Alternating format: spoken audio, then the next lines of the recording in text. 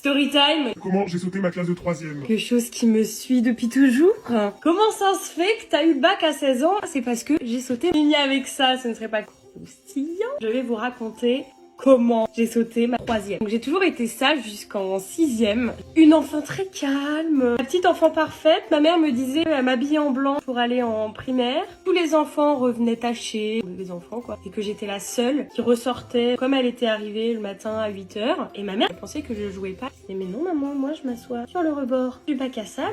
Et je joue, ensuite je vais me laver les mains. J'ai toujours été bizarre, un peu décalée par rapport aux autres. Par contre, j'ai jamais été seule, j'ai toujours eu des amis. Après, dans les autres classes, j'ai toujours été un peu celle, vous savez, qu'on dit populaire. Je suis arrivée en 6e, un peu dans le même délire que la primaire. Trop contente d'arriver au collège, quoi, comme tout le monde. J'étais trop saucée. Le premier trimestre s'est très bien passé, je sais pas, genre 16 de moyenne. Et au deuxième trimestre, encore maintenant, j'ai pas la réponse. J'avais 10 ans, genre. La prof, elle se met comme ça devant tout le monde. Et pas 4 dans la classe qui avaient des fiches de suivi. Et en fait, elle énumère. Donc, toi, t'as une fiche de suivi. Toi, t'as une fiche de suivi. Et moi, vraiment, j'étais là dans ma chaise. Mais jamais de la vie, c'est moi. Je me sentais même pas visée. Il y en a une, je suis vraiment très déçue.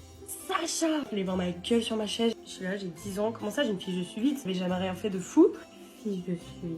Ah, elle a signé la fin. Je l'ai super mal pris. Je l'ai pas compris. Dessus, il y avait écrit insolence, bavardage. S'il y a un enfant de 10 ans qui est insolent avec toi, c'est bizarre, tu vois. À partir de là, du coup, je me suis grave liguée avec les autres qui avaient une fiche de suivi. Là, ils ont compris pourquoi ils m'en avaient mis une. Le summum de l'insolence, je sais pas, je dois avoir des 13, 14 de moyenne. Au départ, je me suis quand même fait un peu défoncer, quoi. Et pas justifié. Sur le moment, quand je l'ai eu, après, ouais, carrément, tu vois. J'étais une peste de ouf, que ce soit avec les profs, même avec d'autres élèves. Si tu t'entendais pas avec moi, quand il fallait monter à la cantine, on retournait des noms sur un panneau, bah je retournais ton nom pour que t'aies pas le droit de manger, tu vois. Enfin, honnêtement, après, j'ai plus trop de souvenirs, genre 6e, 5e. Bon, je me rappelle parfaitement de ma 4e. Franchement, j'ai été horrible. Je portais pas qu'on me parle. Mes parents m'avaient emmené chez un psychologue pour essayer de comprendre. J'étais très énervée chez moi, à la maison, avec mes parents et tout. J'étais tout le temps sur les nerfs.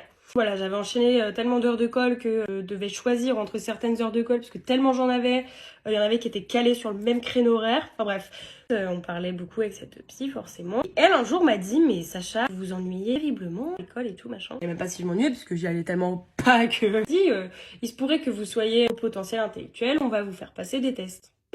Ok, bon, j'avais 12 ans. Ok, vas-y, fais, tu vois. Ce que mes parents voulaient surtout, c'était une solution pour savoir où ils me foutaient et ce qu'on faisait de moi, tu vois. Je passe ce fameux test. C'était tellement long, je m'en rappelle. Alors, faut savoir que maintenant, je sais que j'ai un trouble de l'attention avec hyperactivité, que je suis HPI, hypersensible, bref, tous les trucs comme ça, je les ai. Mais avant ça, je savais pas, tu vois. Test de QI, quoi, pour ceux qui en ont passé. Juste après ça, moi, je me fais virer du collège. Du coup, j'allais plus à l'école, genre à partir du mois de, février, mars. Donc, les tests sont revenus et effectivement, on a relevé un haut potentiel intellectuel. Eux ont décidé de me faire sauter, donc la 3e.